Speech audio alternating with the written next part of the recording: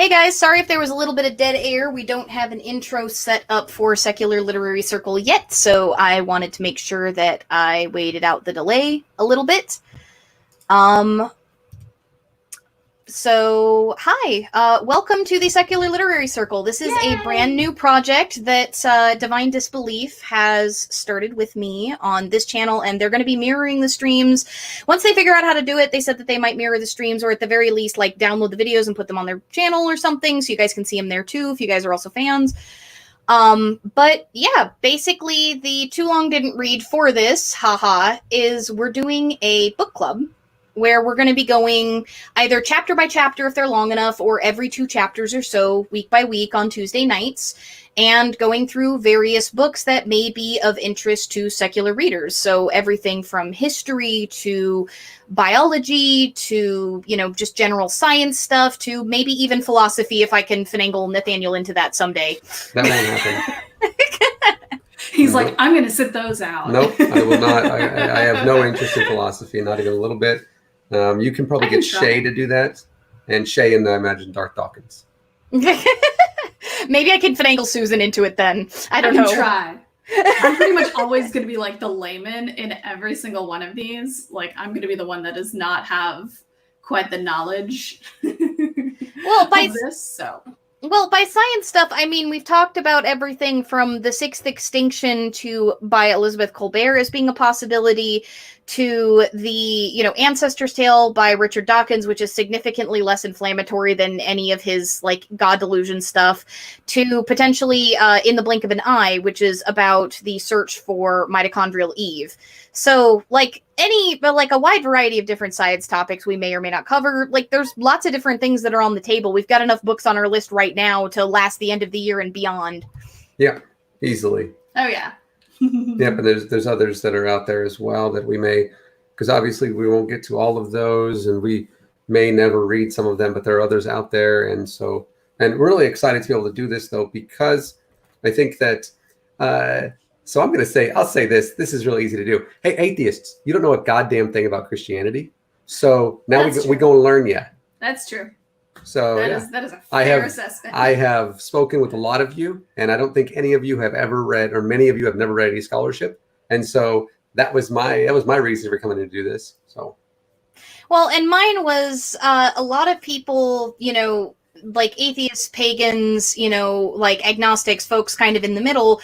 Also, they might have studied a lot of the arguments for and against things like young earth creationism and the like, but they might not have actually read, either papers or books written on these things, not in any level of depth or not beyond maybe 1 or 2. And so I wanted to get into some of the nitty gritty for things like, how we know that we share a bunch of DNA with, fellow species and stuff like that, or, what caused the Cambrian explosion. These things, just as a nerd, make me happy inside. And so a mix of learning history from Nathaniel's suggestions and Susan's suggestions, and learning science stuff from a lot of my library that I haven't gotten around to reading or haven't read in many years, I think it'll be a lot of fun. And getting to read it alongside you guys, that means that you guys are going to get an education as well. Yeah. Yeah, I'm not going to say what she said. I dismiss Christian scholarship. You shouldn't do that. Most scholars of early Christianity are Christians, and they're very good. I accept most of their work as valid, and they're not theologians, so they don't deal with the theology. And that's a big thing, because I don't deal with theology either. I see people all the time in Discord servers and in these chat things talking about the theology of Christianity. Well, that doesn't matter to me. I'm not a Christian. I deal, and I only dismiss scholarship that is bad scholarship. And I think actually Digital Hammurabi, that's like their tagline, dismiss bad scholarship. If a Christian has great scholarship, like Bruce Metzger, great scholarship, and those kind of things, absolutely love their work. Don't share their religious philosophy, but absolutely share, love what their work is. And I've read a lot of their books and stuff, and they're also really good at putting aside any of these notions of people that attempt to take scholars out of context. And we see that a lot in certain areas, especially of non-scholarship. So Yeah, they do that a lot with Stephen Jay Gould in particular when you're looking at like scientific works. They tend to like to quote Wonderful Life quite a lot, completely out of freaking context. And like, I liked Vice Rhino's kind of series that he did on that stuff. I know that that's not the same as historical scholarship, but it's the same kind of problem. Yeah, looking at this and going into things like this, I was actually talking to Chris Hansen about that today, because we both have a history in science, and now we both moved over to this, ancient Near East type of religious history stuff, and so there's the difference in doing the study is quite stark. So, and this book kind of gets into that a little bit, where the history of the stuff without going into scholarship, like without being a scholarly book.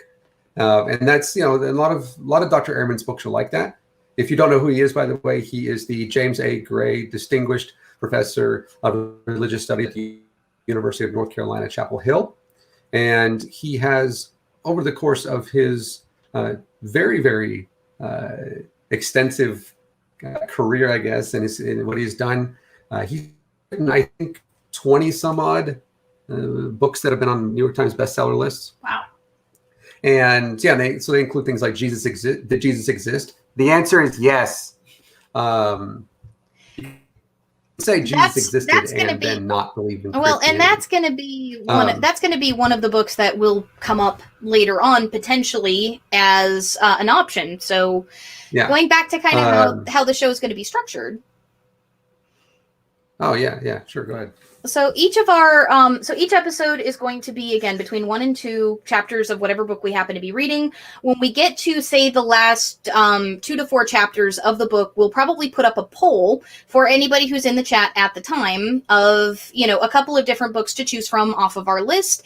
And you guys will get to pick which book we cover next. That way people have at least a week or 2 to get their hands on it. And for those of you who are concerned about being able to get your hands on the books, we have a link to this one in the description. The ebook is only $14.99, which is a bit expensive for ebooks in general, but it's fairly cheap compared to the $28 hardcover. There are publishers' coupons that you can sometimes get from Simon & Schuster, where if you want the physical book, they'll drop the price by 20 to 25%. If you look on coupon websites, they put them up all the time.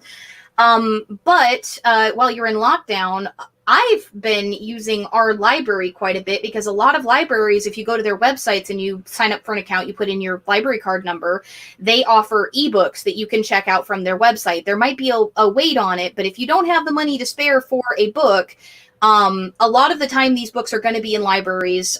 This one was in mine. And you guys can get books for free for that through that way. And the library paid for a license to have it.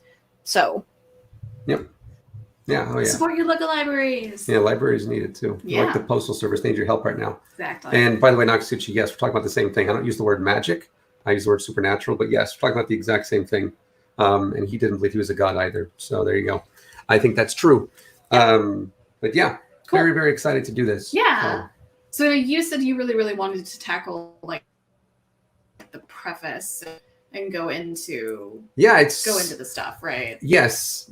So the preface, or introduction, if you will, is not usually covered in book clubs for fair reason. It simply is just a little side note by the author, maybe some addendum type stuff, and things that don't really go over very much. But I found this to be important to myself, or to me, is because, and I think if you are a secular person in the United States, and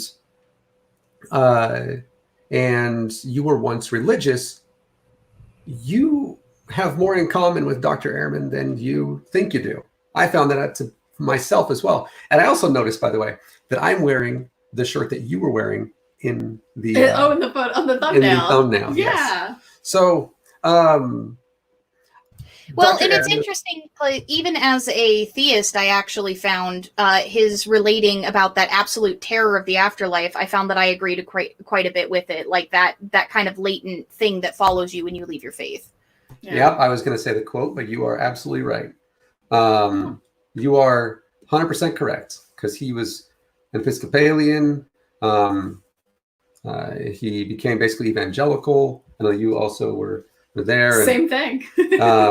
After he became like an evangelical, born again Christian whenever he was a teenager, and then he saw it as his mission to spread the word of God to people because he didn't want to go to hell. And then after high school, he went off and actually went to Moody Bible Institute and to Wheaton College. And I didn't go to any of those. I went to the Navy. That's true. But I was still a Christian there. And then whenever I got out of the Navy, before I went back to school, I was doing some seminary type stuff, not actual seminary. I get asked that a lot whenever I tell people that youth pastor, because he was also a youth pastor while he was at Moody. Oh. And it was more of like a Methodist. I was a youth pastor at an evangelical church, so a little different there. Yeah. And then then he went to Princeton Theological Seminary. And so you have a more liberal, let's call it. So you have Moody Bible and Wheaton College are both very evangelical. And so what you get from there is a inerrancy type thing. And you get a lot of times you get the not necessarily young earth creationist type things, but you definitely get more of the intelligent design type stuff. Mm-hmm. And then you go to Princeton Theological Seminary. And what you find is what he found there. And what, by the way, if in the event that I do continue my aspiration there of going there, like this do School of Divinity or, some of those other places, the one in Boston is great. Then you find that these people who are Methodist or they're Presbyterian don't hold to an inerrancy gospel. Mm-hmm. And sometimes they don't even hold to the fact that Jesus even claimed to be a God, mm-hmm. which I hold to that. And that's where he started to have those doubts. And then it's like mid-20s. This is a basic thing with me. And mine, of course, was because I was looking at this stuff and I figured out like, wow, I take everything else. I don't take anything else at face value. Why do I take this? It's a lot of the same thing. And then and as Ali mentioned, he had like this fear of the afterlife. If he stopped believing in his religion and stuff, what would happen? Basically, an internal Pascal's wager type thing. And you laugh and you mock Pascal's wager, but it's a very serious thing. Internally, it is, because it's something that you believe for a very long time. So don't mock people who consider Pascal's wager. Show them how it's flawed, but don't mock them, right? Because it's very difficult. If you were a Christian before and you went through that, you had that same thing. Don't mock people about it today. And and then he became. Then he actually now he does say he's an atheist. I actually heard him say it like last week. For the longest time, he went off on the agnostic type thing. Mm-hmm. But he did say, he really kind of qualifies as an atheist now. And so he is. We have the same kind of like experience there. He certainly has done other things. You're getting to those things, though. I will never. I don't think he has done things that I don't think I'll ever be able to attain. And I think a good rule of thumb is just in general be as much like Bart Ehrman as possible. That is a good idea. It's a good rule of thumb, personally, I think. Say I reject everything Paul wrote. Nah, man, Paul. The history of the church is because of Paul of Tarsus. So I trust quite a few things actually that Paul says. None of the supernatural stuff, mind you. But yeah. Hey, Mark Salazar, welcome to the book club. That's basically the preface. The rest of it, he talks about what he's going to get into in the book, and so.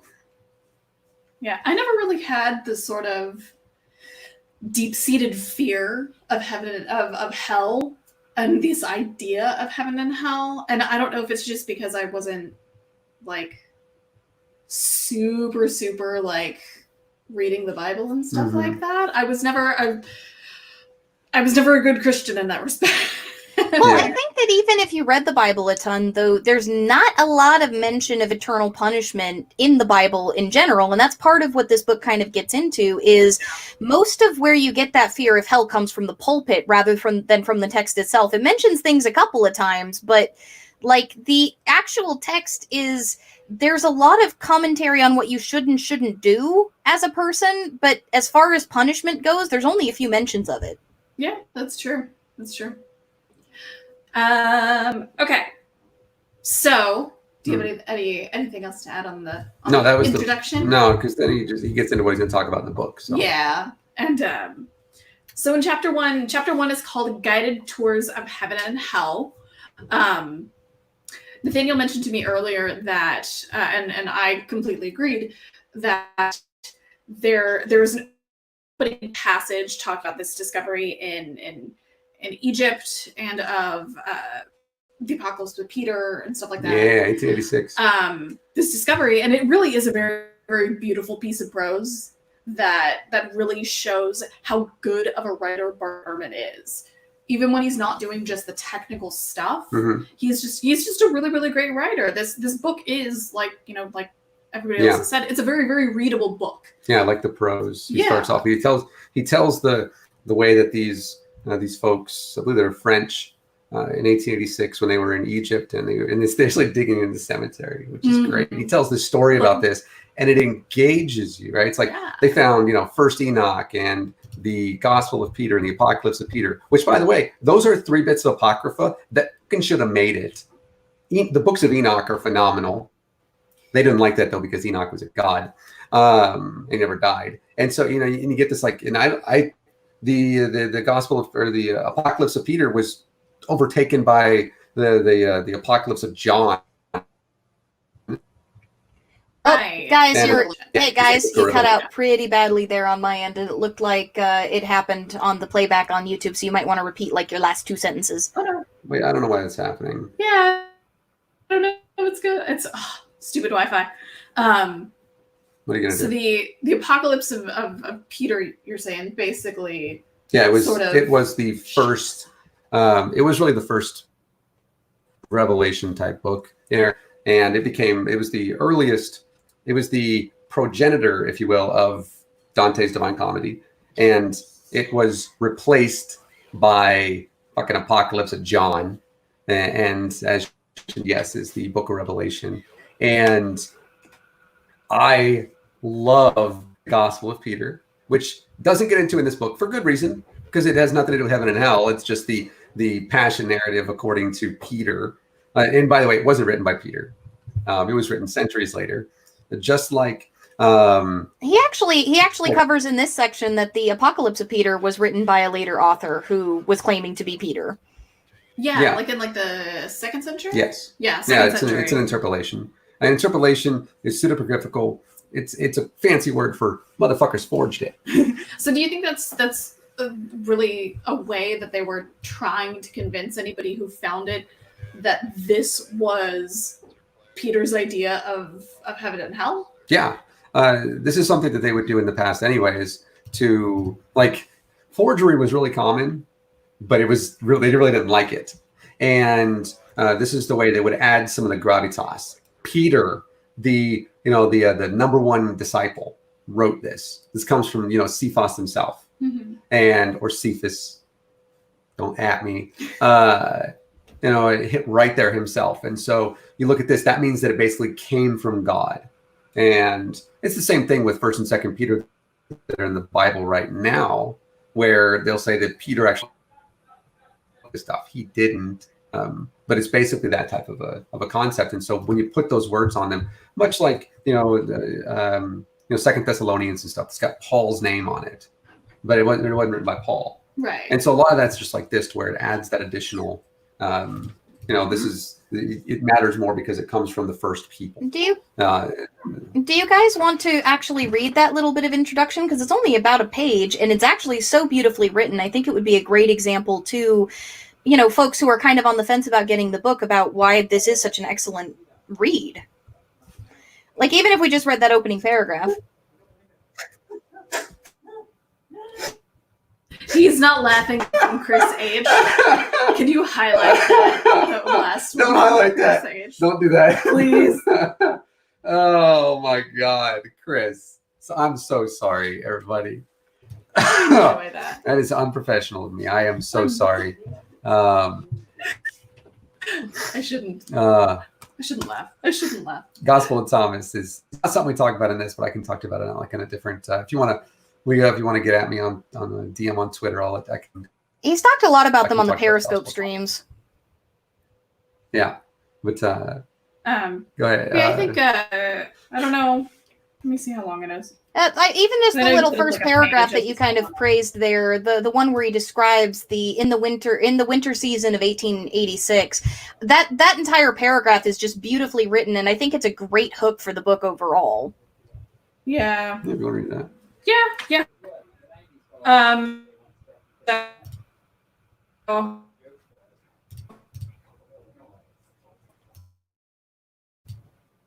You guys like froze out completely on my end. He's a very writer. So just focused on how. You guys are back. The camera's frozen, but I can hear you again. Okay. Oh no. What? What is and on the YouTube playback, it looks like you guys are freezing like you are on my end too. So it looks like it's the same. Oh no. What is going on here? See, now it looks okay on the YouTubes. Okay. We can't even find the other tube of views. Sorry. Oh, do we have a 5G? No. Darn it. All right. Okay. So are we still frozen? Nope, you guys are unfrozen. Your audio keeps like bugging out every so often, but your video's back to normal. Yeah. Okay. Hold on.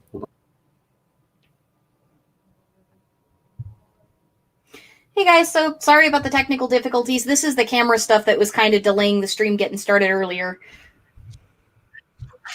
Yeah. You guys didn't burn your fucking RAM sticks, and now the tech gremlins have invaded your laptop and your router.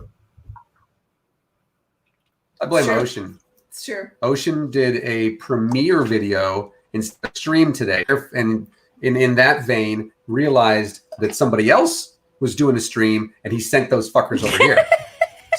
Either that or the Recipossum stole my offering, and it just didn't count for you guys. You're like, I tried. I swear I tried. I tried. By the way, I've used this since the beginning of March, so I don't do the single-use plastics. No, he's refilling that. So, for the record, I am a hypocrite. So, because I am probably going to need both of y'all's help in terms of what I am going to pronounce wrong, because I already know I'm going to. So this is the first paragraph. In the winter season of 1886 to 87, a French archaeological team digging in Akhmim, Egypt, about 80 miles north of Luxor, made one of the most remarkable manuscript discoveries of modern times. The site was a cemetery. The archaeologists were digging in a portion dating to the 8th century CE. In one of the tombs, taken to be that of a Christian monk, they discovered a 66-page book written in Greek and containing a small anthology of texts. One of them was a portion of a Jewish Apocryphon known today as First Enoch. Enoch, right? Enoch. Okay. It's my man. Another was a previously unknown gospel that provided an alternative version of Jesus' trial, death, and resurrection, allegedly written by his closest disciple, Peter. A third was also a book claiming to be by Peter, which in some respects was the most intriguing of all. This was an account, written in the first person, of a guided tour of the afterlife, a detailed description of the torments of sinners in hell, and, in far less detail, the blessings of saints in heaven. It is the earliest Christian forerunner of Dante's Divine Comedy. It went again. I don't understand. It's got to be the internet. Are we? Hallie? Yeah, you're back. You froze for a sec. You froze at the end of the word Divine Comedy, and then came back when you guys were commenting that it had to be your net. So that last couple sentences, I think you need to finish, or that last sentence. Yeah. So Dante's Divine Comedy, and the most authoritative such account ever to appear, allegedly authenticated by one of Jesus's own apostles. So I love it. Such good writing. Yeah, it's an excellent sort of it shows a lot of the skills that you need to write a engaging narrative essay, but it's the hook to a fascinating book on history. And this is like indicative of the style that you find throughout this book. It's an extremely easy read. And what he tends to do throughout, and what we're going to cover as we go through, is he tends to take the text that he's talking about and he'll quote from them a little bit, but he mostly summarizes and then kind of talks about them and what that ultimately meant and what effect they had on believers. So it's very conversational. Yeah. And I'm very guilty of always reading way too fast. And I found myself able to actually slow down and read this because I wanted to read it so much. Slowing down reading it. Yeah. Oh, well, I wanted to read it so much. Yeah. It's a good read. So the first section of chapter 1 is called The Realms of the Damned and Blessed. So I mostly just have questions on a lot of this stuff. So there's, I guess my first rule of question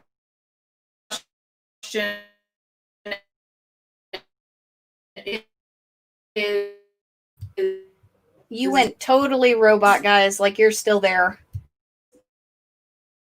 Of Peter and how it's. No, it's just better. It's just not going to work. No, we're going to fight through. You guys might have to turn your camera off. That might make it a little bit less bandwidth. It'll suck, but I'm gonna try it. Yeah, we've never had this issue. I'm guessing they're mine. They might be streaming. We're doing probably what they're doing something. Yeah, I don't know. Fucking know. We told them they're streaming, so they probably tried to. Yeah, you never know. Stuff from the internet. You never know. So talk with the apocalypse of Peter, when it's basically this account, like it's this sort of very graphic account of Jesus on the Mount of Olives talking about what happened when the world ends.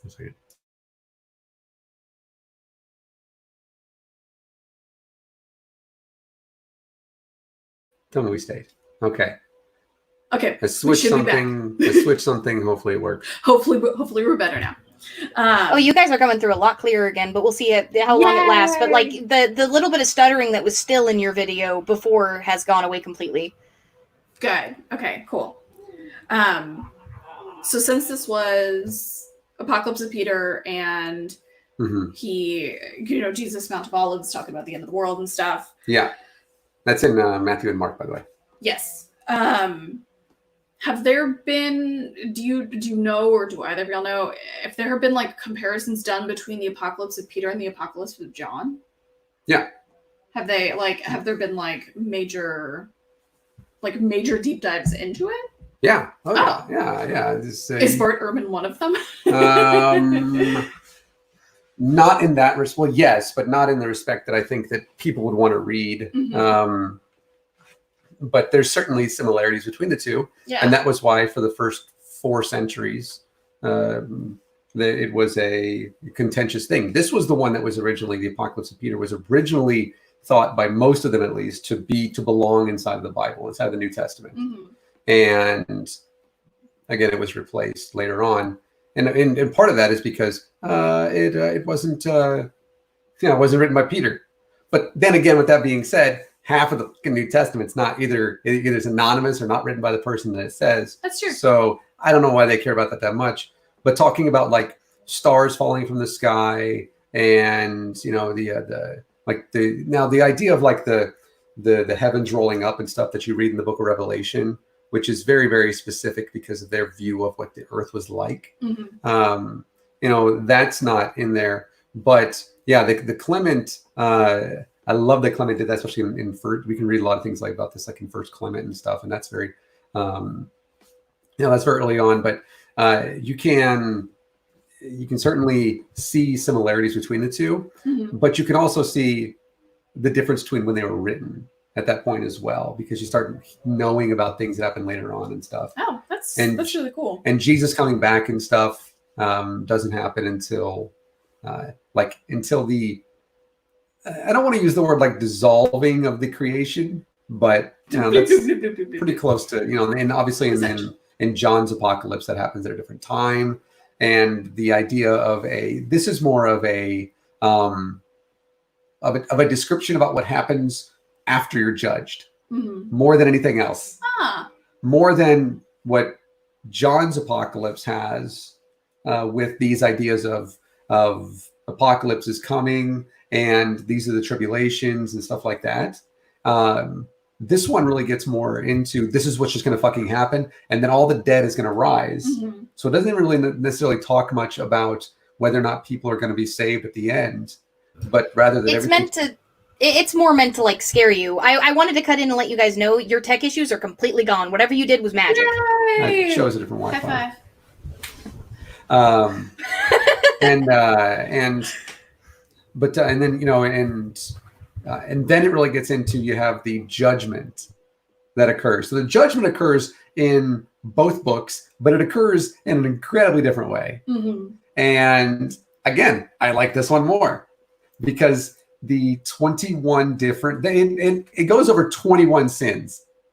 And these are the sins, by the way, that are most likely to have been committed by you, right? So whatever you sin the most, whether you took interest on a loan, right. Which, by the way, is a sin. So some of them are all you bankers out there. Yeah, Bart actually covers a few of them in, you know, toward the bottom of the first page of the Realms of the Damned and the Blessed. Yeah. Yeah, he goes and he gets into, he actually shows in there that the Apocalypse of Peter goes like a page basically on heaven, and then the rest of it is the damned. And he mentions that if a woman kept her hair long and then braided it and put it up so that she would use it to seduce men into fornication, by the way, of course, then they'd be damned for eternity, and they'd be hung up by their hair for eternity. And then it seems so uncomfortable. And then the men who they seduced, they were hung up by different body part. Yeah. With the quote from him being, in their case, they make the perpetual lament, we did not know we would come to everlasting punishments. Indeed. Yeah. Yeah, you know, and there's other ones in there too where he mentions very, very, like, they call it infanticide. It's basically if you kill or murder children. Oh yeah, if you leave the kid out to the elements, right? Yeah. So if you have a child, that was commonly done by ladies of the night at the time. Yeah. But if you have a child and then you just, you know, toss it out to the wolves, you would be damned as well. And that one, I think you were in that one, because if you had abortions, which is not the way that it's written, but whatever, you'd be up to your neck in like piss and shit, and then you're the what would have been your child is there laughing at you and shooting lightning bolts into your eyes like Palpatine, and then if you threw out your your baby, then you would be what is the other? I forget what the other one is with that, but he mentions it. Here's the quote. So too, men and women who committed infanticide, i.e. by exposing unwanted children to the elements, are tormented forever while their murdered children look on from a place of delight. The mothers experience a particularly graphic torment. Milk flows perpetually from their breasts and congeals. Out of the milk comes beasts that devour the parents' flesh. There you go. Yeah, and all this other stuff. And then this goes on. He mentions this goes on for eternity. And he does a really good job of explaining this, by the way. And then he mentions that one of the things about this that is most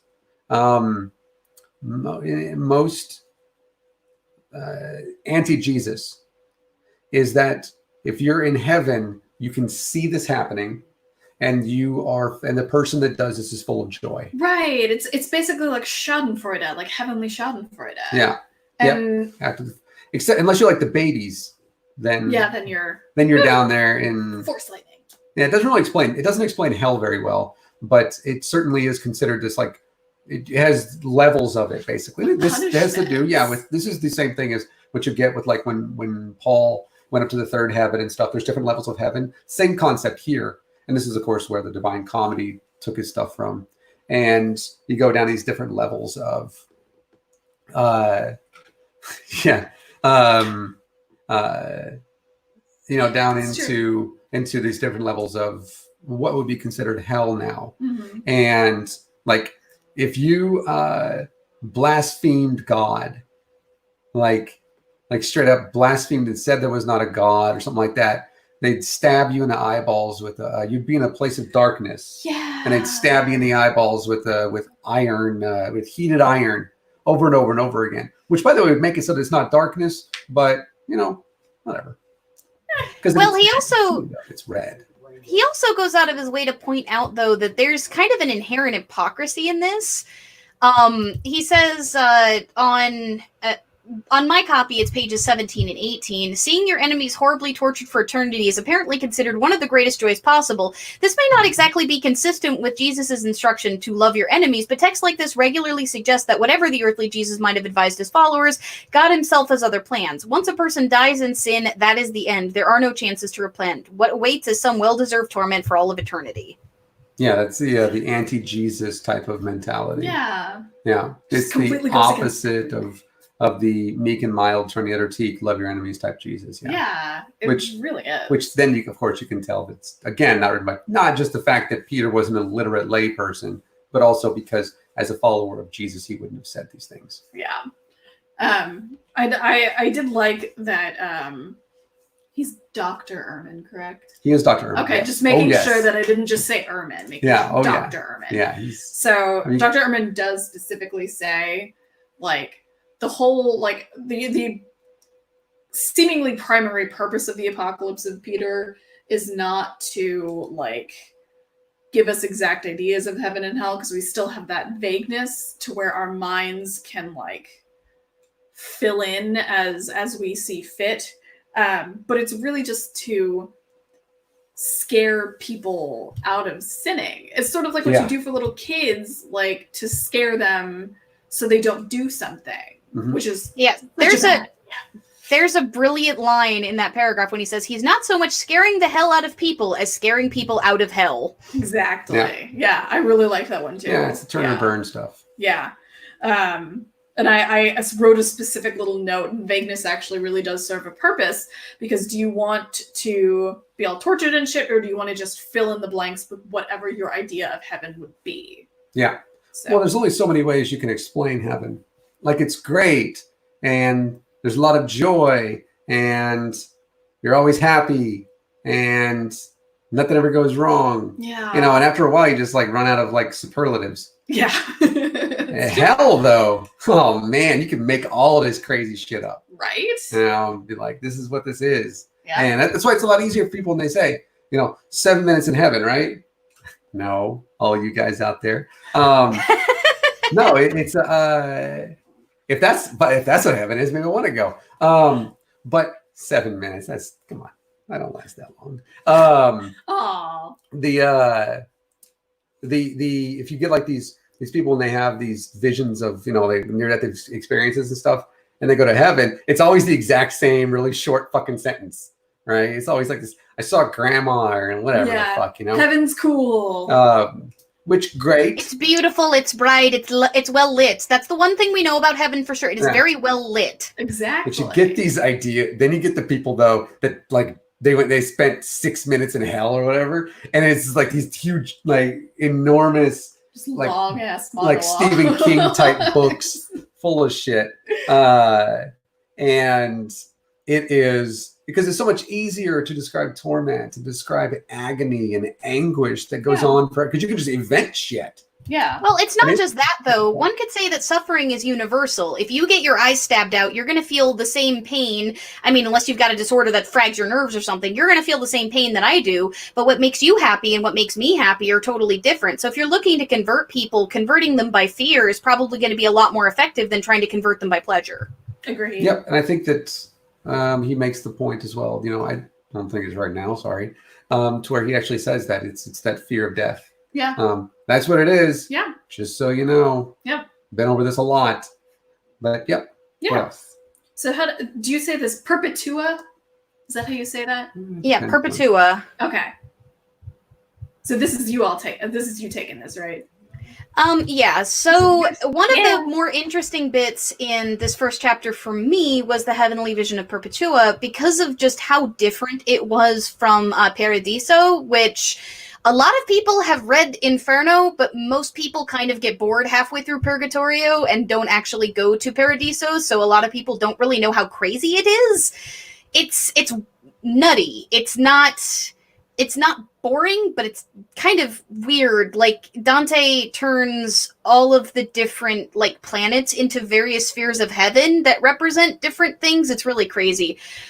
So going through here and kind of seeing a different view of heaven, this sort of idea of and even Perpetua, according to Ehrman, doesn't actually describe heaven all that much. It describes the arduous journey to get there more than the actual, like, where Dante, in Paradiso, he might bore you a bit, but he does actually go into descriptions of it. With Perpetua, it's more this detailed description of all of the different things that can get between you and getting to go to this, like, perpetual paradise. Mm-hmm. So the intro to this section says, the book called The Passion of Perpetua was written in Latin and is one of the most moving pieces of early Christian literature, an allegedly first-hand account of time in prison experienced by a Christian awaiting trial and executions. Scholars remain divided on whether the diary is genuine or, more likely, a later literary ploy claiming to be from Perpetua's own hand. Whether authentic or not, the account is filled with verisimilitude and provides a unique glance into the hopes, expectations, and literally dreams of Christians in a world of animosity, hatred, and persecution. So a lot of people comment that in the modern day Christians have a persecution complex, and part of that stems from claiming this sort of, like, the actual persecution that happened of Christians during this era in history. And so this idea... I think it's a myth, but go ahead. Well, I mean, there's at least some records that these things were done. Yeah, but not like by the Roman Empire. Maybe.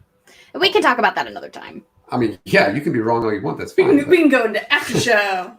No, I say maybe because it's not something that I'm as well educated in as you, and I will cede to your knowledge on that. Thanks. I do that a lot. Do that very, very often. Go ahead. Sorry, I didn't mean to interrupt you. Go ahead. So Ehrman actually continues down to talk about, so Perpetua was apparently a 22-year-old convert who was still kind of being educated when she was arrested. Her teacher was arrested as well, but it says that she was probably arrested in a town in North Africa around 203 CE, as far as, like, the account is concerned. So she also talks about, like, the pressure of her father constantly trying to pull her out of the faith. Like, just recant. You'll be fine if you do, and she won't. And so it makes a lot of sense that this sort of idea of a ladder to heaven, which Ehrman kind of goes into detail, would be her account of how you get to heaven. It talks about how there's this tall ladder leading up so narrow that only one person can climb it at a time. In other words, each person who wants to reach heaven must do so on the basis of their own will and decisions. So this is kind of interesting that this sort of portrayal of heaven is so individualistic, because in the modern day, a lot of the fundamentalist churches that, folks like Nox and I like to argue against, they have this very groupthink mentality. If you're not our kind of Christian, then you're not going to get to heaven. But this very much, emphasizes, at least in Ehrman's estimation, that no, groupthink isn't going to get you there. It's your own learning and your own righteousness, your own steadfastness, your own sticking to the faith that will do this. Mm-hmm. So she describes a bunch of different metal weapons that are sticking to the side. So if you don't pay attention, you could get cut or knocked off the ladder. And in the background, Satan is basically flying around as a gigantic dragon who is trying to scare the crap out of you. And if you are strong in your faith, you'll know that he poses no threat to you because Jesus is protecting you. But if you're not, he might scare you off the ladder and you'll fall down and end up in, wherever you go. She doesn't really describe hell. She talks more about heaven. But, she makes it all the way up the ladder. And she talks about a man named Satyrus, one of her companions. He was one of her teachers. She says he looks it down from the heavenly height and urges Perpetua to come up as well, warning her, "Do not let the dragon bite you." Perpetua assures him that the dragon will not harm me in the name of Jesus Christ. So again, sort of this idea that you can't be harmed so long as you're faithful. So this is more of a message of hope, which I think, again, is very interesting compared to, like, when you look at Paradiso, where Paradiso, there's some descriptions of beauty and hope there, but I don't know, it doesn't have this sort of tone of you can do it that it feels like this story does, if that makes sense. Like, this feels like, she's kind of encouraging you, like, hey, it's going to be hard, but you can make it. So I think it's really interesting kind of how this has shifted. Yeah, like, it still has that same sort of element of the scary stuff, but I agree that it does have more of a message of hope than than guys being hung by their genitals. Yeah, it's an interesting. Probably, I think it's an interpolation because this obviously would have had the idea.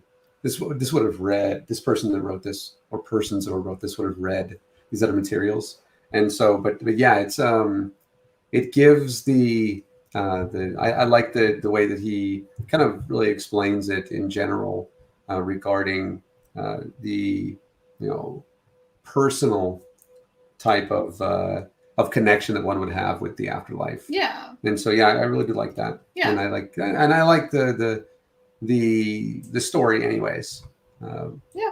It's not all that long. You can read it. I think you can probably find it online. I don't know. Probably. I've read it. No. You've read everything. No, not even close.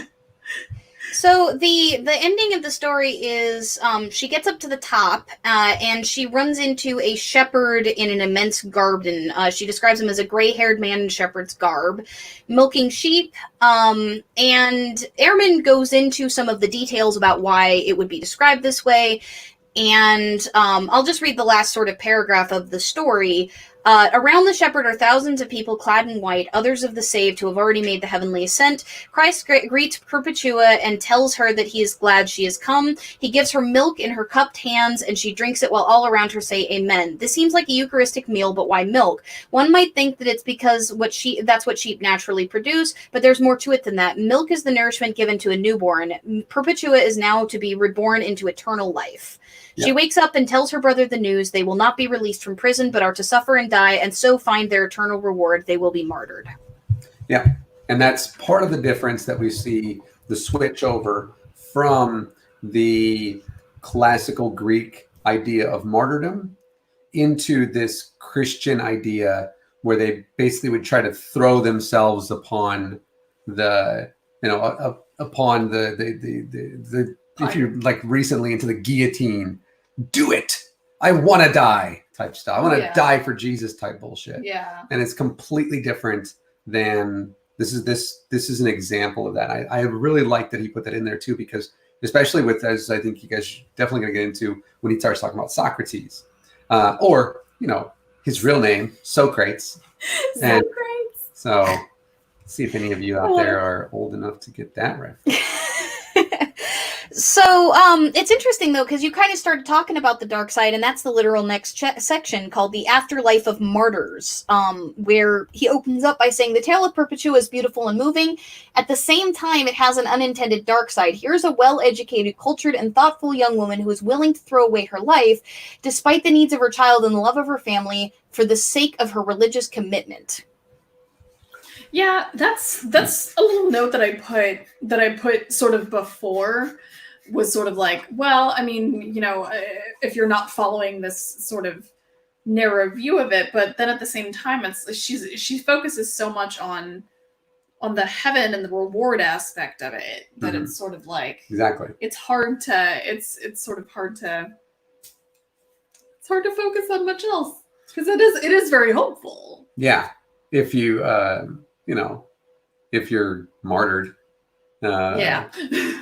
but it's the I actually kind of like how he puts that there, because there is a stark difference. That's something that, and this really gets into, again, the type of things that we need to be able to do that not a lot of people can do. Again, this is where I'm speaking very directly to a lot of people that I sometimes share a microphone with who, and by a microphone, I mean, yeah, motherfuckers got a Twitter, who don't read this stuff, that like these actual not this, but these writings, and can't, the type of literary devices that they used, and the type of ways that they'd say things, it's completely different than it is today. That's true. And so we have, and so learning this stuff really gives us an idea of, and as Bart says in this, the idea of what it was actually like. And instead of going around and kind of mocking these ideas of heaven and stuff, you can't mock the disciples for this. They didn't believe this bullshit. Yeah, it wasn't their thing. Yeah, no, it wasn't their thing at all. And so, and I really appreciate that he mentions that over and over and over again. Yeah, that he mentions this is not what Jesus preached.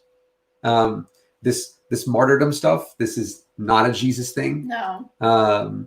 These ideas of the type of heaven that they made up are not real. And so, I appreciate that he continues to hammer that home. Yeah. I'm a fan of that. Yeah. Well, and he even actually mentions Marcus Aurelius, who, as a Stoic, I have problems with people who cite him as a fucking source on Stoicism. He was a student, stop it. However, as a work of literature, or even as a diary, like an ancient piece, Meditations is fascinating. And he quotes Meditations a little bit, like when he talks about how he maligned Christians who insisted on dying out of obstinacy. And he gives the actual quote, Meditations 11:3. He also talks about Lucian of Samosata, spoke of Christians as wretched people who have convinced themselves that they will be immortal and live forever, which leads the majority of them to despise death and willingly give themselves up to it. Yep. We have stories of that trying to be the case. Yeah. Where the mythology now is that, they were persecuting the Christians, when in fact we have stories of groups of Christians going up to somebody like Aurelius, right? And yelling, he's like standing outside of his house, basically on his lawn, with pitchforks, but the opposite of pitchforks, with like nooses around their own necks, saying, "We want to die." And Aurelius was like, "I want to go to sleep. Get off the my fuck lawn. out of here." Yeah. And so it's this, and I appreciate that he put that in there, because it really shows that these people, like, not only were they, if you read the martyrdom of Polycarp, which, by the way, it's good. Come on. he's on a fucking, like, a funeral pyre, basically. And he starts like preaching while he's on fire, and the fire can't even kill him type bullshit. That's this type of mentality.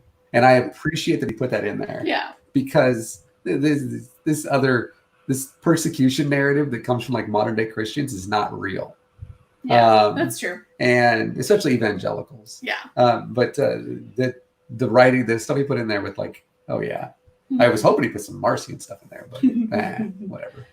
Well, and it's interesting because at the end, he kind of talks a little bit about what he feels like the writers intended. They were supposed to provide guidance, avoiding sin in the case of the Apocalypse of Peter and remaining true to one's religious commitments in the case of Perpetua, and then transition into the Acts of Thomas, which these are fascinating to me just because the stories...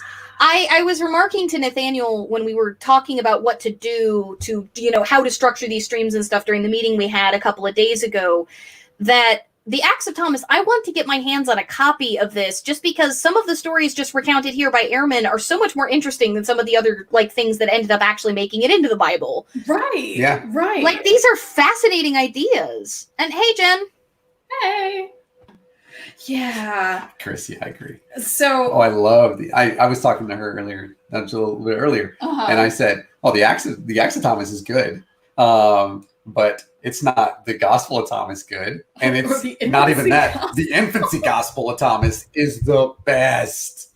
Oh my gosh. I wish that this book were about that. It's my favorite. There is one. And I've read on a stream the Infancy Gospel of James, which is the second best one. Yes. So that's the one with the yeah, it's with the Thanos hand. Yeah. So do you want to get into the explanation for who Thomas is a little bit and kind of summarize at least the first story that he talks about in the Acts of Thomas, which is Jesus selling his own brother into slavery, I guess? Great. So the only notes I have on this is basically like 3 sentences. The first sentence is, who the hell is Judas Thomas and why have I never heard of him? It's Apocryphon. Good old Apocrypha. And then my other question is, was the Acts of Thomas just a way to show that like 2nd century Christians knew more than just the regions mentioned in the Bible? Yeah. They could expand their horizons. It was also a way to basically try to expand beyond Judea as a basically that somebody who knew Jesus personally would expand beyond Judea, when Jesus himself very specifically was not, is for the Jews though. Yeah. Right. And so that was used as that. The oral traditions regarding his supposed twin brother Thomas, and by the way, the name Thomas means twin. It does. It's kind of like they kind of like the way that the name Barabbas means son of the Father. So Jesus is the Son of God. Barabbas is son of the Father. That's like son of the Father. That's like the worst. Right. If you had an editor like that, they would be like repetition, and I don't even know how to tell you how to fix it. Just like take it out.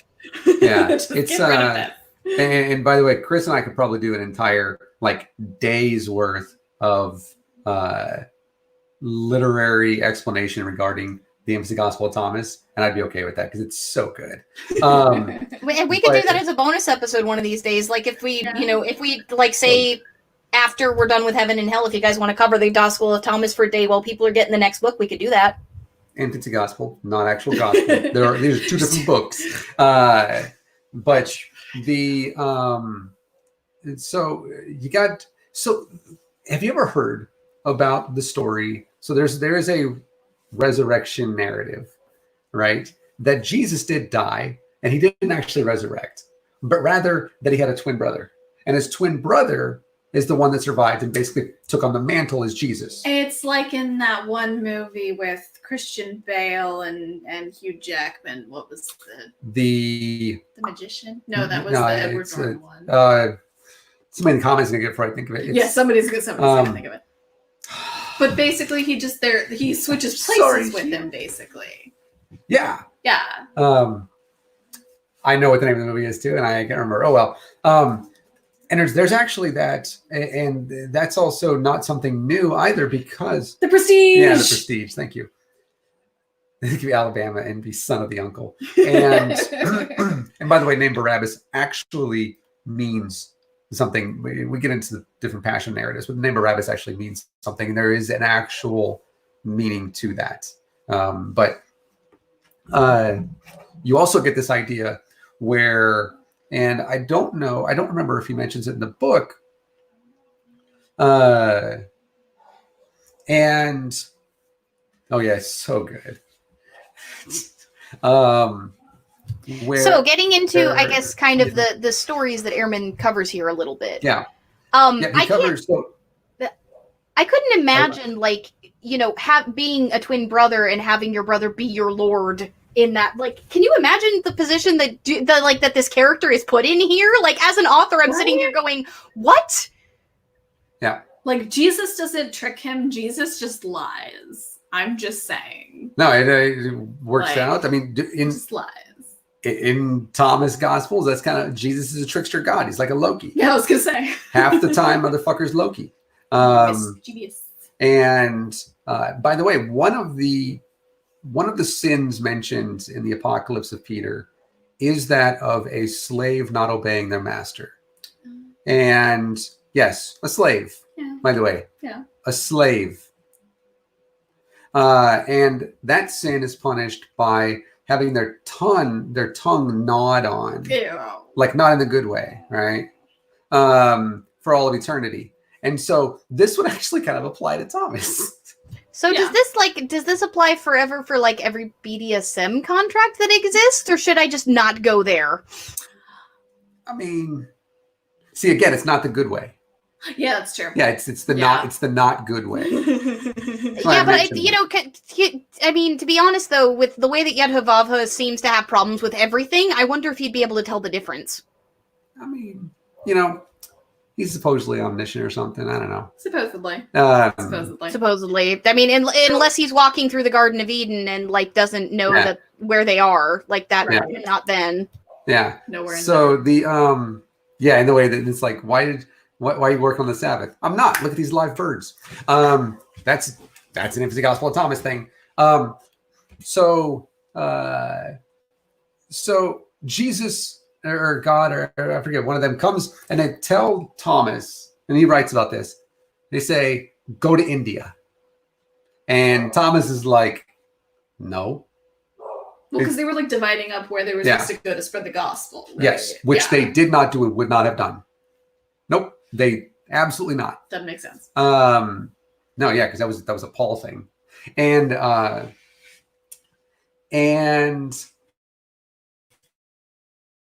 not go in there. No. Right, I'm if I'm going to go anywhere, there's only one place I'm going to go. France. That's inside. So, and then, like he says in the story, Jesus is like, I ain't having this shit. And so he goes and he starts talking to this person. Yeah. And I forget what this person's name ended up being. Aban? Yeah, it's in the ABBAN. Yeah. I think we actually missed something a little bit earlier. What did we miss? Yeah. Go back. Well, no, you didn't. The narrative begins after Jesus has been raised from the dead. The lot for India falls to Judas Thomas. No, I mean like earlier in the book. Oh, what did we miss? Go up again. Yeah, we missed something. Yeah, up before that even. Because it was something that I was thinking about. What's that one? This one is the realms of the damned and blessed. What are you thinking of? The Socrates stuff is in the next chapter. I'm not talking about Socrates. I'm not talking about Socrates. That one? No, go up. Sorry. It's near like the beginning.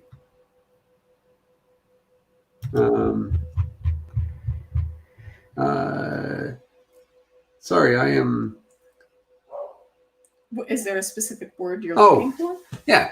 Thomas was his twin, right? Okay. Yeah, you said that. So there is and Bart kind of brings this up a little bit, but he doesn't mention the actual connection between the Greeks. So this is actually how we know this book wasn't written by Thomas, it wasn't written by anybody who was around at that time, is because it really parallels in a little bit of at least in the beginning, a certain Greek Greek mythology, which is Heracles and Iphicles, or Iphiclus, if you will. And if you don't know that story, by the way, it's fabulous. And he doesn't go into it in this book, and I'm so sad because it's one of my favorite stories. It's the one time, by the way, when Zeus comes down and he ends up having sex with somebody. He's not an animal, like besides a human. He's not a goose, and he's not a fucking he does that a couple of times as a person. Yeah. But either way, but this one is one of my favorites. This is the case where like Iphicles' father and Zeus both had sex with the mother, and then she just her name is Agmina. Yeah. And I'm surprised because that's how twins work, apparently. Yeah, and apparently. So when you're a god. So what happens is Amphitryon, right? Which is kind of funny because Amphitryon is actually mentioned in the Disney version of this as a god. He's not. Who voices that one? I don't remember. Damn it. But Amphitryon is this warrior, and I am really, really sad Bart didn't put this in that book because it's so good. He's a warrior, and he's married to this person named Acmena, and he goes off to fight in this battle or whatever, this war, and Zeus is doing like his Zeus thing. He's hiding from Hera because he's probably, I don't know, raped somebody else as a snake or something. Yeah. And seems about right. He notices Akmina, and he's like, yo, girl. And she's like, nah, brah. And so he's like, all right, then. So he takes the form of her husband. Yeah. And he goes down and he's like, yo, girl, I came back. And she's like, what? And he's like, yeah, let's get it on. And so they do. And like a lot. So much so that Zeus loves it so much that he has the time stop. It stands still. This is in Hebraic text. And is like, yo, I'm gonna do this all night long. And so all night long ends up being a lot longer than that. But he has his fill and he leaves. And as it so happens, Amphitryon is coming back that day. And when he comes back, he's like, yo, wife. And she is not as interested as he would have hoped. Anyway, well, part of the reason for that was because when Zeus like disguises himself, he describes the victory, because he was out in a battle. He describes the victory in such detail. He lies in such beautiful detail that he impresses her into excited sex. Yeah. So, like when her husband comes back, he tells the truth, and it's a little less interesting. Yeah, and she's like, "Oh, that's not as good as the story you told me earlier." Yeah. And also, she just had a bunch of sex anyways. Yeah, that's true. And so I guess they have sex anyways. And she'd become pregnant by Zeus, and that would be Heracles. And she's also pregnant now by Amphitryon, and she gives birth to both of them. And you have Heracles and Iphicles, and or Hercules and Iphiclus. Whatever. I guess both of her ovaries decided to drop an egg that week. Yeah. and boom. And as Tony put in the comments, you give birth to a god. And so this, by the way, is kind of like that, to where Mary would have actually at this point like had sex with Joseph or something, but also with God in the way that's actually not sex, apparently, because you can't rape a 16-year-old in the Bible. And so this is like that same kind of thing. And so it's one of those things where you would actually, a person that would have made this up, not saying that they would have, but there's an opportunity for that person to have heard the stories. This would have meant that it's not in Palestine. And so putting it after at least the beginning, maybe the end of like the 2nd century. So that's how partially we know that too. But this is the oral tradition of where Thomas going to India and dying in India comes from, this apocryphal text. I didn't want to get off topic. I'm sorry, but I was like, how does Bart not include this? I know he knows the story. Okay, well, and he does briefly mention it, so this is not off topic. Yeah. Explaining the reference is not off topic. This is what I meant when we were talking earlier and we were talking about deep dives. Like, this is the kind of stuff that's worth going into because it is interesting and it does actually add to the text. Yeah, it's applicable. This is value for the book group for people who are reading alongside us. You are providing value. Okay, so I have a Susan version of the near-death experience of a murdered woman. Oh, yeah. Susan version of the near-death experience of a murdered woman. Oh, do you want to go into how he was? Thomas became a slave, by the way. Finish that first. That's my bad. Yeah, Jesus tricked him into slavery to send him to India. Yeah, he said because the reason why is because you're the slave of the master. And Jesus is like, yeah, I've got a slave. I'm the master. And then he gets Thomas and he writes up a bill of sale before Thomas is all like aware. Yep. And then Thomas comes up and he realizes that, yes, because Jesus is the Lord, he is his master. Yeah. And so he is now sold to this person and is now this person's slave. And guess what? Now you're going on the spice road to India. Seems about right. Yep. Yeah. That's it. I mean, it's like Jonah, but without the whale guts. True. Why do you speak in parables? So in hearing they perceive not. All right. Motherfucker, it ain't my fault these books are lying. It's true. So the near-death experience of a murdered woman as told by Susan Skeptitz Turpin. So dude who had apparently just killed the woman he loved for not wanting to share the same newly found Christian faith as him and abstain from the pleasures of the flesh comes to Thomas's church to get communion for presumably the first time. Because he'd basically already been having sex with her, she was understandably upset at him not having talked it out with her beforehand. Well, instead of having a conversation like fucking adults, dude ends up flying into a rage at this entirely imagined situation of the woman having sex with someone else and fucking kills her with his sword. Slash, slash. Yeah, as they will. Slashes her the hell down. Not cool, man. Thomas then goes on to lecture the guy about not giving in to sins of the flesh and shit, and tells the guy to wash his hands in a sacred basin of water, and oh my god, all of a sudden he's all like healed and shit. Oh yeah, his hand was all withered and shit when he tried to take communion. I forgot to write that down. Yeah, that's a trope. That's a trope.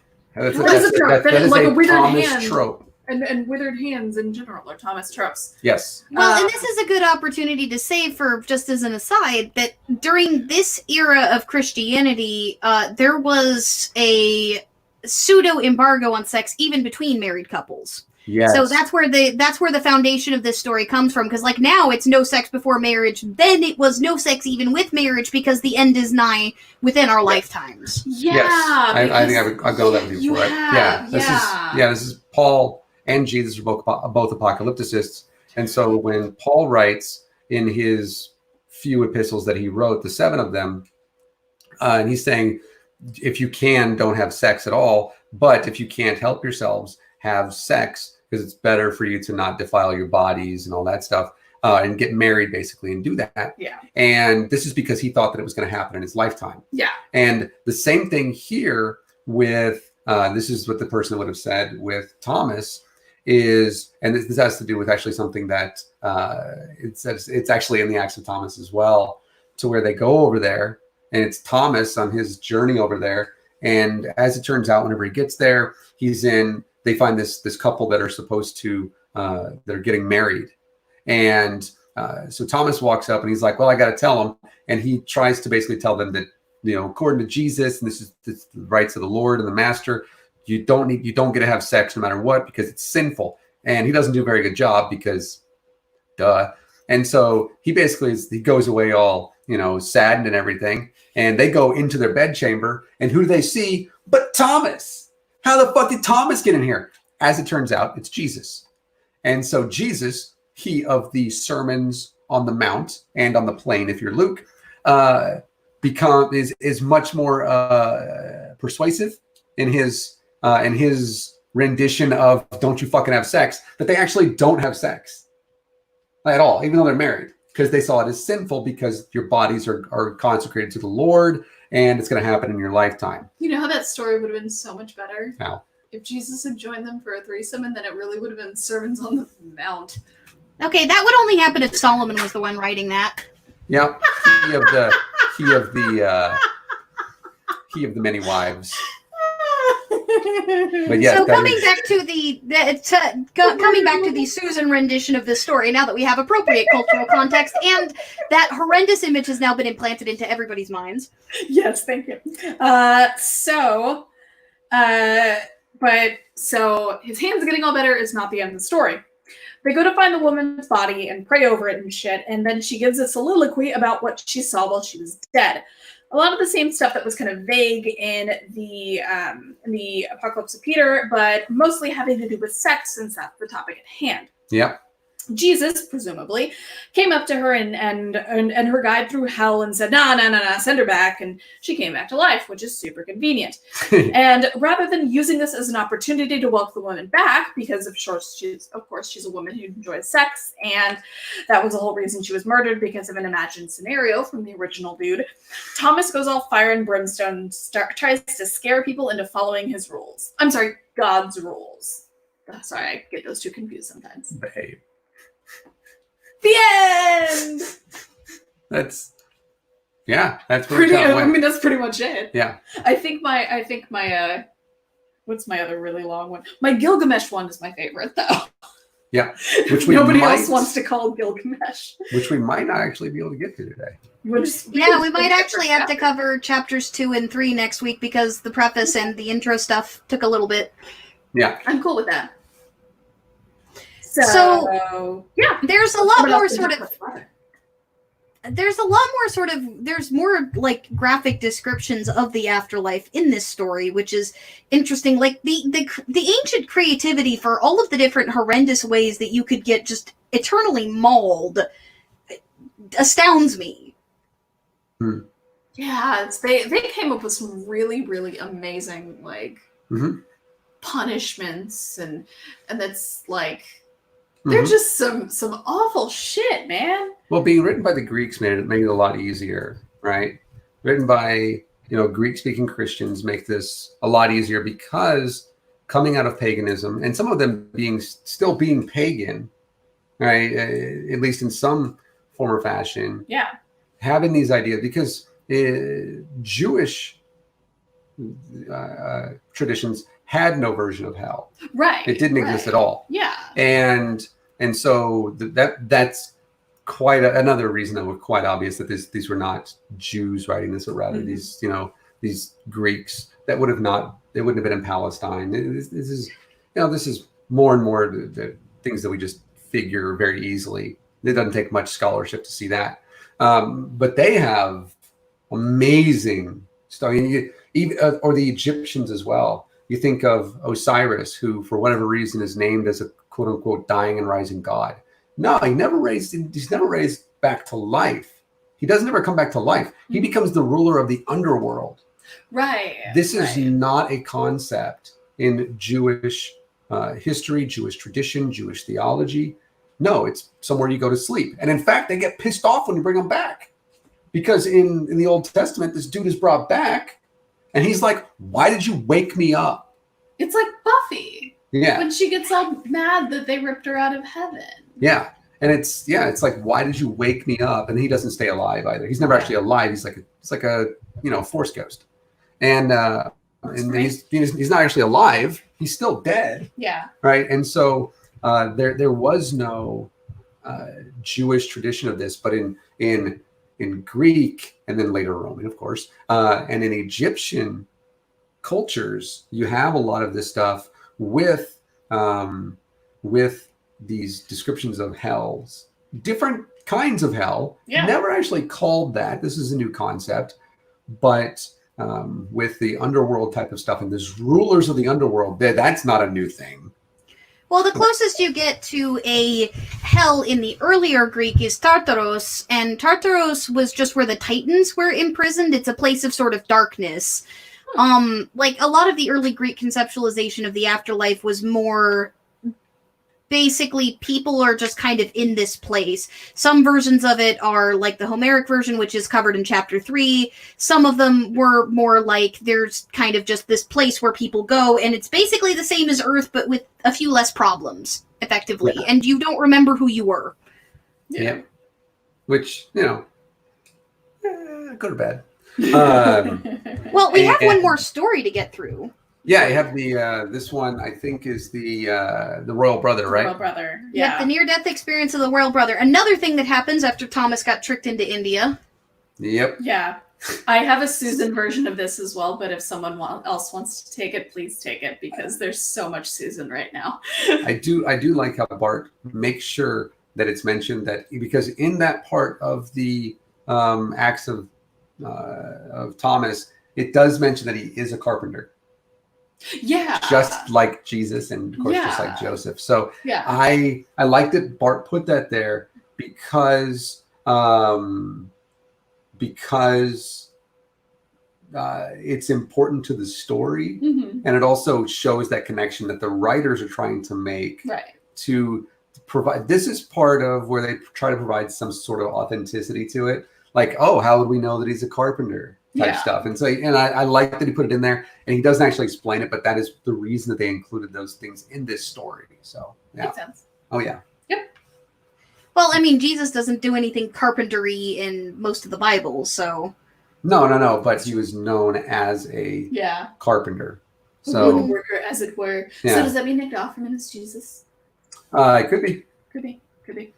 So we're doing the Susan version? If we like. But if you have a version, we can go for your version. My version is just the same as the other version, basically.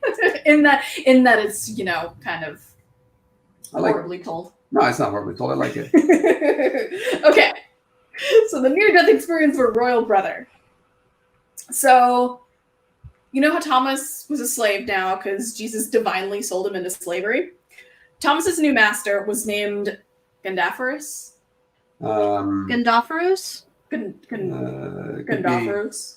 Yeah, it's very much a Greek word. So We'll yeah, say Gondopharos. it could be Gondopharos. But I call him Mr. G the whole entire time. That works. Cool. I like it. So yeah, Gondopharos is how you'd pronounce it in Greek. Cool. So I was almost entirely correct. Yay! So Mr. G asked Thomas to construct him a new palace.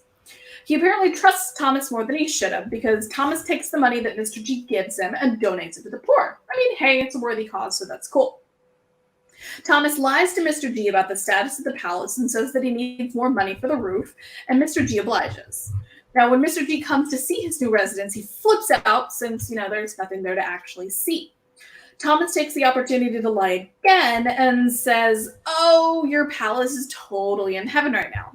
So Mr. G gets mad, understandably so, and sentences Thomas to flogging and burning at the stake. But wait, that night Mr. G's brother mysteriously falls ill and dies. Gad, who is the brother, goes up to heaven and sees many residences to choose from, and then he sees a palace. He tells the guide through heaven, I don't remember exactly who it is, tells the guide through heaven that he would rather have a room in that palace than any of the other residences.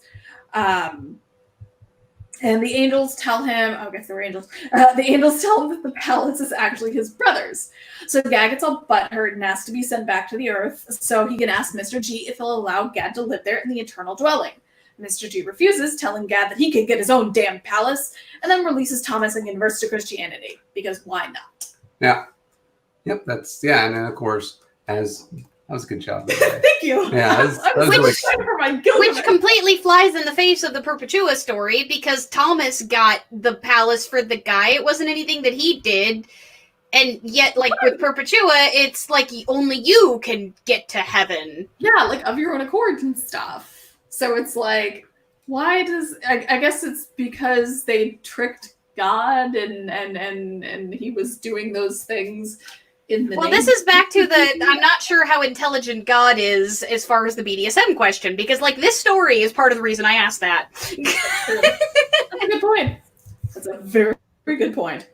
And I like how what Bart does here, and he shows how this is the exact same as the sell your possessions, give to the poor part of Luke. Yeah. And because your mansions are in heaven. This is a common. This is a Christian thing now. To a certain extent. Christian thing now, to a certain extent. For most of them, whatever. Yeah.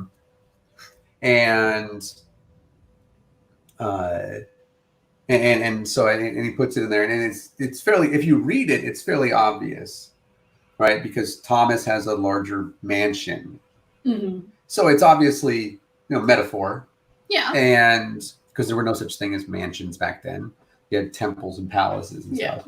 But you'll have more in heaven if you give to charity today, where the thieves can't come in and take it, and so it's extrapolation from that. Then he writes, and so again, that person, this is another reason that we know this was written later, is because it was written after the Gospel of Luke would have been written. And so you're talking at the end of the first into the second century. So, and also Thomas never went to India, but whatever. So I like that Bart put that in there. So. Yeah. Well, and there's a long tradition in Greece in particular of the idea that all art is in some way divinely inspired and contains some truth, even if it is not itself true. So the idea of, say, impersonating somebody and telling the story from first person, that's no different in these sorts of divinely inspired texts from a Greek perspective than writing a work of fiction and doing so for the purposes of, putting forward truth. There is still truth in it, and you can still say that the muses gave you this divine inspiration.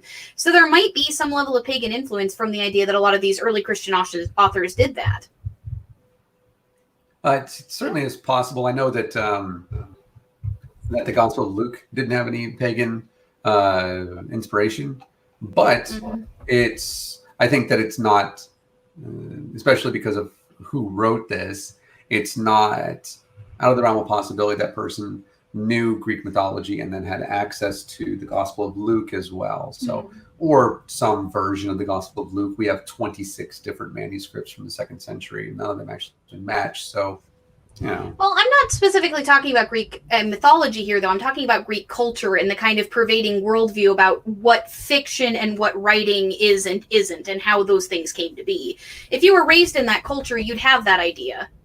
Sure. Yeah. Absolutely. And they absolutely, you know, and then putting that into some of their writings, certainly. And the further that we are removed from Jesus, the historical Jesus, the actual person who did exist, and his followers, the more interesting the stories become. More interesting. Yeah, you start to get into some things about like a Peter who can fly and levitate and shit, and that's something that's written as well. So, and that's, I don't know where they got that one from, but yeah, and so it's nice that you know that Bart actually puts that in there and shows the correlation back to the actual text where they actually drew that entire story from. Yeah. It's a great story. Thomas, the writings about Thomas that are ascribed to Thomas are so good, and I'm so sad that none of them ever made it into the Bible. Aww. And well, kind of, and that people think, of course, that doubting Thomas is that Thomas, and no, you're talking about, you know, Judas here.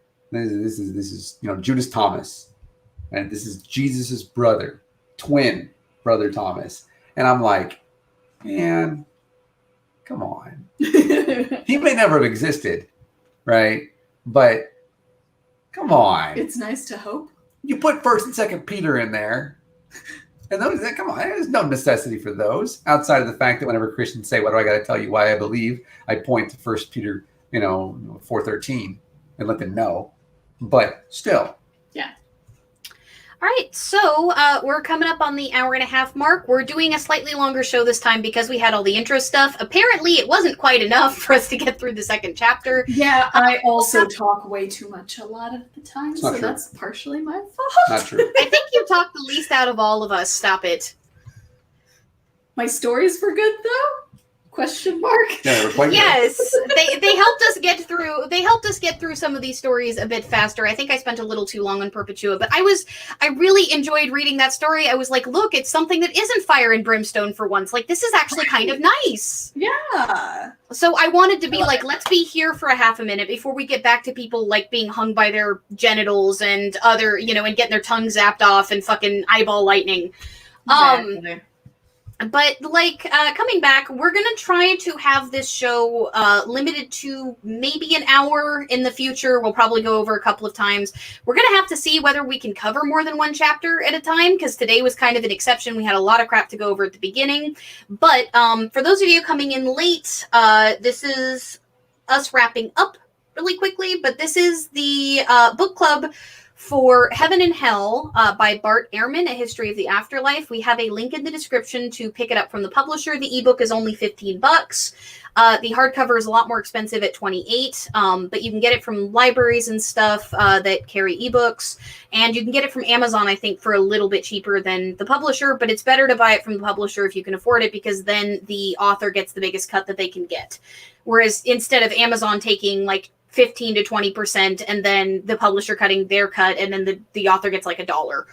So we're going to be covering this chapter by chapter, week by week. We're going to try to cover 2 chapters next week, 2 and 3. We'll see if we can get through them. If we can't, then we might be doing 1 chapter at a time. We're going to deep dive into bits and pieces that interest us. Today we covered the myth of Heracles and Ithacles, I think. That's one that I'm actually not as familiar with. And we talked a little bit about the difference between the story of Perpetua, which describes heaven, and Dante's Paradiso, which I thought was kind of fascinating. The differences between the two. Paradiso is much, much later. And we went into each of the different sections of chapter 1, where he talks about the various forms of hell and kind of where they came from. In the next chapter, the last section of chapter 1 talks about how, in order to figure out why these stories of the afterlife don't line up with the early Christianity and with the stories in the Bible itself, we kind of have to go back and look at earlier conceptualizations of the afterlife. So in the next chapter, we're going to be getting into some Sumerian mythology and the life and death of Socrates. And in the chapter after that, he talks about the Homeric conceptualization of the afterlife and its influence on the Greek world, which I have a few issues with the way that he describes that, just because there were various philosophical schools that proposed other forms of the afterlife, though he's probably right that the Homeric had a heavy influence on the layperson. So, yeah, that's basically what we're going to be getting into next week. Do you guys have any final words that you want to cover or anything? Check out their channel if you guys aren't already subscribed. It's such a small audience that we have right now, so any of you that aren't subscribed, what the hell are you doing with your lives? There's a link to their channel in their description as well. Yep. Disbelief! Yeah, we have a show tomorrow night. Yes, we do. At 5:30 Pacific, so whatever time that is for you, figure that out. And going over tomorrow was going to be part 2 of our deep dive into controversy that was going on, kind of still is going on in Hawkins, Texas.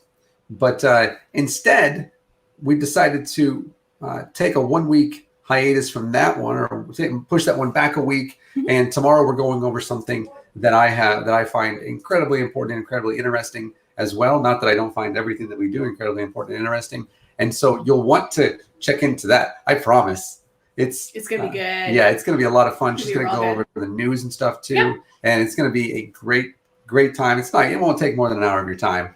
I promise. And you're either going to like it or you're going to hate it. So it's going to be one of those two. But you'll come in and you'll learn something. It's true. I promise. That's very true. Oh yeah. It's been a fun few days for me. So and nobody knows why. That's okay. But yeah, we do that. And then I think we're going to be on a show on Friday, right? Atheist Asshole and them. Yes. Doing an Atheist Roundtable. 6 o'clock? I think so. Our time? I think so. Sounds right. And then Saturday morning, we're going to be on Daily Atheist. Yeah. So there you go. I'm excited for that one. You guys are going to be everywhere, all over YouTube the next couple of days. Yeah. It's interesting. And I don't have time to do anything because we're still putting together our premiere video. Yeah. We're responding to somebody and still putting that together. I got to write that script, but I still have to finish writing stuff for tomorrow. How did I do this when I was actually working? Like, how did I do any of this stuff before a pandemic? We weren't doing nearly as much. That's fair. But I don't have the time right now. Yeah. I mean, to be fair, creative pursuits can exhaust you significantly more than like just job stuff does, I've noticed. Like when I switched from working a day job to just doing writing and YouTube stuff, I noticed that I was far, far more drained by the end of the day. And it's a draining that you can't really describe. It's like it's an exhaustion that happens in your brain as well as your body. Oh yeah. Oh yeah. I've had a lot of fun. Staying up late, waking up early. And it's fun when you sit down next to Susan, who has no idea what the fuck I'm going to talk about. And then I say, I'm trying to figure out how to put this in order. And then I go into all of this stuff. And she's looking at me like she is right now. And I'm like, because I've got all of this and I want to do this. And I know that there's no way that she's never heard this stuff before. And I'm just like, I'm basically trying to just put it in order in myself, but be away from the computer. And then she gives me input and it works. So I don't know. I know it does. Something. It does. Well, and as much as you crapped on yourself, Susan, I'm glad that you came, honestly. Like, I'm really glad to have your input and, the questions and the snark and all of the fun. Like, I feel like you and I are kind of in the same position on this one in that neither of us knows all that much about this particular era in history. And so we're kind of bouncing lots of things off of everywhere, and it's nice. Yeah. I like it when she comes, too. Hello. That's a sick joke. Thanks, all right, everybody, guys. for coming. Yeah, thank you everybody for coming. We're going to try to host this show at around the same time every week on Tuesdays, assuming that nothing changes with their schedule, because my schedule is pretty much open, but the two of them have job stuff eventually, so we're trying to keep it on Tuesdays at 7:30 PST / 10:30 EST. If y'all are able to stay up, come join us for our book club. And like I said, we're going to keep going chapter by chapter. When we get close to the end of this one, we're going to put up a list of things for you guys to vote on off of our list. We're not going to be doing a lot of the really controversial stuff, just probably things that you guys haven't had a chance to read yet. And yeah, let's spread some education around. Let's come together as a community over something that isn't drama for once, right? Mm-hmm. Yes, coming together. Always try it. All right, have a good night, everybody. Thank you so much for joining us for the first episode of Secular Literary Circle, and we'll see you next week. Bye. Bye, buddy.